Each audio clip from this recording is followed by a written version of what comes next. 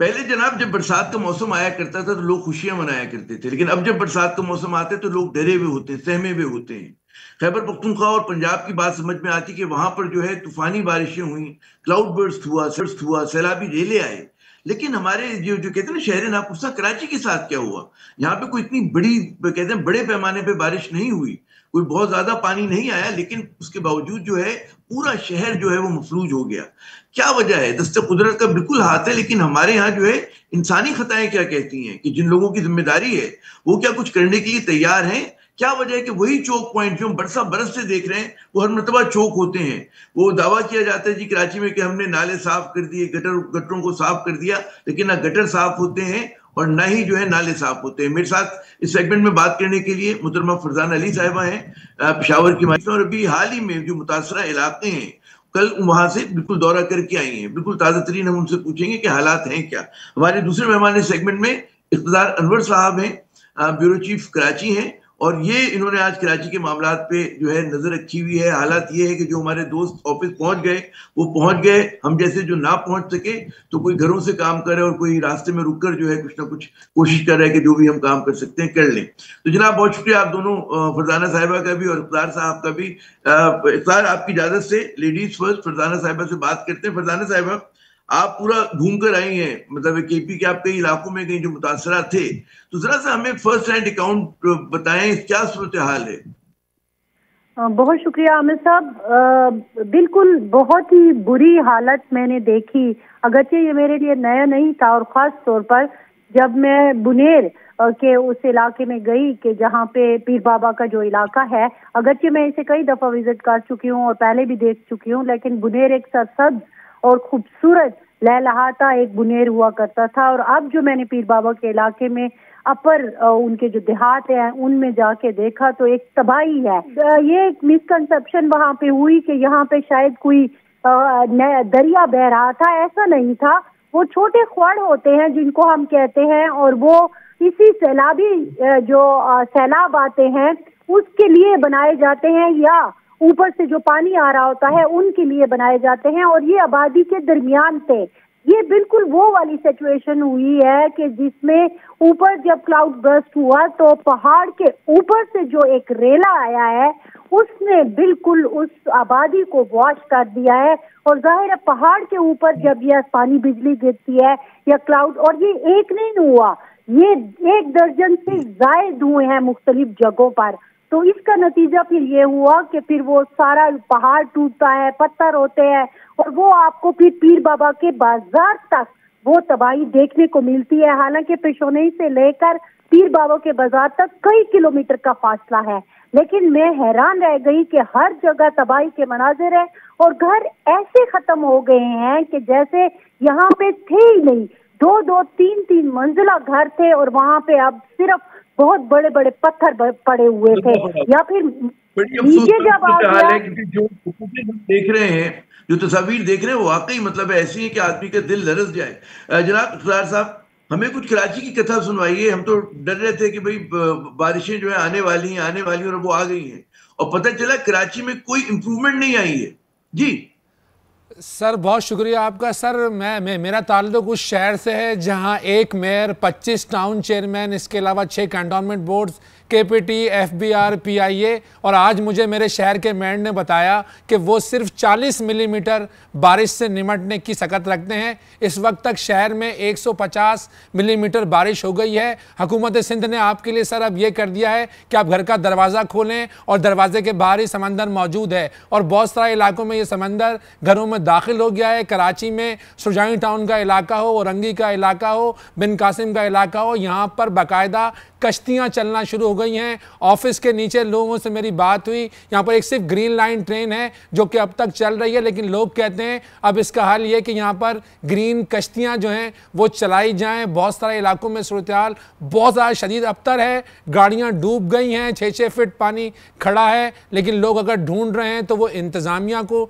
ढूंढ रहे हैं, 1122 को ढूंढ रहे हैं, मेयर को ढूंढ रहे हैं, डिप्टी मेयर को ढूंढ रहे हैं, लेकिन कोई भी बात सुनने को तैयार नहीं है। यहाँ पर एक सियासी चपकल साजिश भी है। जमात इस्लामी कहती है कि उसने पैसे नहीं लिए। वजीर बल्दियात कहते हैं कि जनाब 11 अरब रुपए इन लोगों ने लिए हैं, सड़कें इन्होंने खोद दी हैं। वो बच्चे जो सुबह स्कूल गए थे अब तक घर नहीं पहुंच पाए, वो लोग जो सुबह घर से ऑफिस जाने के लिए नहीं निकले थे वो ऑफिस नहीं पहुंच पाए। बहुत ही बुरी सूरत हाल है इस वक्त शहर में कि मोबाइल टावर्स में पेट्रोल ख़त्म हो गया है, मोबाइल सिग्नल बंद हो गए हैं और शहर ना इमरजेंसी की जानिब बढ़ रहा है। लाशें स्पॉट पर रखी हुई हैं, जिन्हें अस्पताल पहुंचाने के लिए एम्बुलेंस नहीं पहुंच पाती। जिन्हें पहुंच जाए तो वहां सुबह से लाइट नहीं है। कराची के 1050 फीडर सुबह 1 बजे से बंद हैं। तो मैं क्या कहूं आपको कि कराची में पाकिस्तान का सबसे बड़ा शहर इस टाइम मुकम्मल बेयारो मददगार है और मुझे लगता है थोड़ी देर में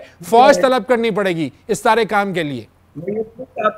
आपने बड़ा भयानक नक्शे खींचे और वाकई ऐसा है। जैसे मैं तो अपने घर में महसूर हूं, नहीं निकल पा रहा और हम देख रहे हैं कि जी कैंटनमेंट बोर्ड जो है क्लिफ्टन का, उसने अलगारों पैसे खर्च किए थे, डीएचए ने किए थे, लेकिन और इसलिए किए थे कि जी वो जो रेन वाटर ड्रेनेज बनाएंगे, लेकिन वो काम करके ही नहीं देता। इन्होंने सड़कें खोद दी, नहीं इन्होंने मतलब बना दिए, लेकिन पानी वैसे का वैसे ही खड़ा हुआ है। तो ये बिल्कुल हुआ। फिर हम जो देख रहे हैं कि जो मेयर कराची हैं वो एक्स पे जो अपनी पोस्ट डाल रहे हैं, वो तो बड़ा मतलब सूखी सड़कों के ऊपर ढूंढ ढूंढ के जाते हैं कि जैसे कुछ नहीं हुआ, ऑल इज वेल। आपने फरमाया कि जी सिर्फ 40 मिलीमीटर बारिश का बोझ कराची संभाल सकता है, तो ये तो बड़ी शर्मनाक सूरत हाल है। इतना बड़ा शहर है और यहाँ पे तारीख रही आज से नहीं, बरस से की बारिश होती है और इन लोगों ने फिर भी कुछ डेवलप नहीं किया। सर सूरत हाल ये है, नाले साफ नहीं हुए। सर सूरत हाल ये है कि रात को 8 बजे ये हमारे चैनल को बीपर दिया है मुर्तज़ा वहाब साहब ने और उसमें ये बताया है कि वो सिर्फ 40 मिलीमीटर बारिश को बर्दाश्त करने की सकत रखते हैं। अभी 2 दिन मजीद बारिश ने रहना है। और मैं आपको यहाँ ये बात भी बताऊं कि महकमा मौसमियात का जो सरकारी इदारा है वो कह रहा है 150 मिलीमीटर। जो हमारे प्राइवेट लोग थोड़े बहुत शौक रखते हैं मौसम का, वो ये कह रहे हैं कि 194 मिलीमीटर बारिश हो चुकी है और ये आज की बारिश कम है, इससे ज़्यादा कल तेज़ बारिश होगी। तो आप अंदाज़ा कर सकते हैं कि जब तेज़ बारिश होगी, ज़्यादा बारिश होगी तो ज़्यादा पानी आएगा और ज़्यादा पानी आएगा तो हुकूमत गायब हो जाएगी। अब तो सूरत हाल शहर में ये है कि मस्जिदों और इमाम बारगाहों को खोल दिया गया है कि लोग घर ना पहुँचें तो रात को वहाँ अपना स्टे कर लें। तो बहुत ऐसी सूरत हाल है, खुद आप जानते होंगे अपने अतराफ़ के सारी सर्विस बंद है। ये कितनी इंडिफरेंट है, ये हमारी हुकूमत में और अवाम में कितना बड़ा फर्क आया हुआ है। वो किसी भी सूबे की आप देख लें, सारे सूबों के अंदर हालात अबतर हैं, लेकिन मैं क्या समझता हूँ कराची इसलिए नाकाबिले माफी है कि यहाँ पर जो है उस तरह की बारिश और तूफान सैलाब नहीं आया जो पंजाब में और केपी में आया था। यहाँ पर पहला छींटा पड़ता है बारिश का और जिंदगी मफलूज हो जाती है। तो फरजाना साहब, आपने कराची की कथा सुनी, अभी हम और इस पर बात करेंगे। एक और बहुत ज्यादा लोग तनकीद कर रहे हैं कि जंगलात बड़ी बेरहमी से काटे गए हैं खैबर पख्तूनख्वा में, और जिसकी वजह से जो दरख्त रोक लिया करते थे पहाड़ों को, उनका जो लैंडस्लाइड रोक लिया करते थे, अब वो नहीं रोक पा रहे। कितना बड़ा मसला है ये। कि आपने देखा होगा जी, इसमें आपको मेरी आवाज आ रही है जनाब?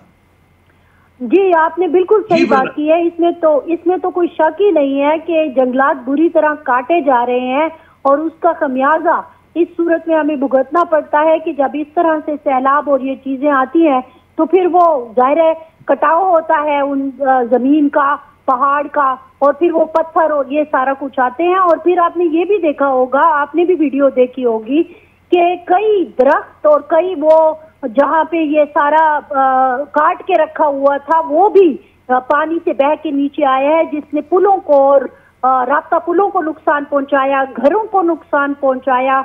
मतलब कल मैं जब मुख्तलिफ इलाकों में घूम रही थी पीर बाबा के, तो इतनी बड़ी बड़े वो जिसको दरख्तों के जो शाखें और वो काट के रखे होते हैं, बनाए होते हैं टिम्बर माफिया ने, वो सारी चीजें भी मुझे वहां पे नजर आई हैं।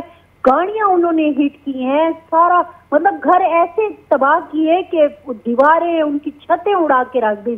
तो आप खुद सोचें कि जब इस तरह से चीजें होंगी, और ये हमारा पख्तूनख्वा वो पख्तूनख्वा था कि जिसपे हमेशा ये दावा किया जाता रहा कि 1 बिलियन ट्री लगाया है, और कभी क्या, और लगाए भी हैं, ऐसी बात नहीं है, लेकिन फिर उससे ज्यादा काट भी दिए जाते हैं।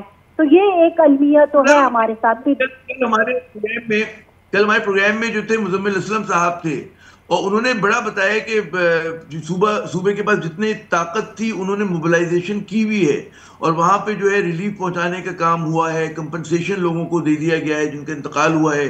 इस पूरे मामले के अंदर मशीनों को मोबिलाइज किया गया है, फौज मदद करी। तो क्या कहेंगे, रिलीफ वर्क जो है वो ऊंट के मुंह में जीरा है या वाकई अब ऑन द ग्राउंड नजर आ रहे हैं लोग काम करते हुए? देखिए, एक बात तो ये है कि जाहिर है जब इतनी बड़ी आफत आती है, मीडिया चीखता है, लोग चीखते हैं, लोग मर जाते हैं, लोग पत्थरों के नीचे दब जाते हैं, तो उस वक्त गवर्नमेंट को, किसी भी सूबे की हो, मैं ये नहीं कहती कि सिर्फ हमारे सूबे की, लेकिन हमें हमारे सूबे के इसलिए ज्यादा एतराज हो रहा है कि इनकी मुसलसल तीसरा टेन्योर है और ना तो आपने दरियाओं के पुश्ते ठीक किए, ना आपने इंक्रोचमेंट खत्म की, ना आपने इस सैलाबी सूरत हाल से बचाव के लिए कोई इकदाम उठाए। तो बाकी ये रिलीफ की सूरत हाल क्या है, ये तो देखे ना, हमेशा यही किया जाता है कि जी 300 लोग फौत हो गए, मरने वालों के लिए 1 करोड़ रुपए, मरने वालों के लिए 50 लाख रुपए, जख्मियों के लिए 25, घर के लिए इतने। ये तो फिर हुकूमत देना हुई ना। आप मुआवजा जो दे रहे हैं ये उस वक्त खर्च होना चाहिए ताकि प्रिवेंट करें, इस तरह के जानी नुकसान से बचने की कोई सबूत करें। बड़ा आपने अहम नुकता उठाया। लेकिन इफ्तार साहब, इन्होंने फरजाना साहिबा कह रही कि 3 मरतबा पीटीआई वहां पर जो है हुकूमत में आई लेकिन वो डिलीवर नहीं कर पा रही। लेकिन हमारे सिंध में तो माशाल्लाह पीपल्स पार्टी 4 मरतबा जो है बरसर इख्तियार आई है, और इनकी इनिंग्स जो है कहते हैं बगैर टूटे चले जा रही है, और बहुत अच्छा खासा अरसा होता है, 16-17 बरस जब आपको मिल जाते हैं आप बदल सकते हैं नक्शा। लेकिन चाहे देही सिंध हो, बहुत बुरी हालत है वहां पर, शहरी सिंध की आप हालत देखें, कराची की, हैदराबाद की, तो ये वो कहते हैं ना कि मोस्ट अनलिवेबल सिटी, ऐसा शहर बन गया कराची, दुनिया के खराब तरीन शहरों में इसका शुमार होता है, और इसके कोई एजेंडे पे नजर नहीं आता।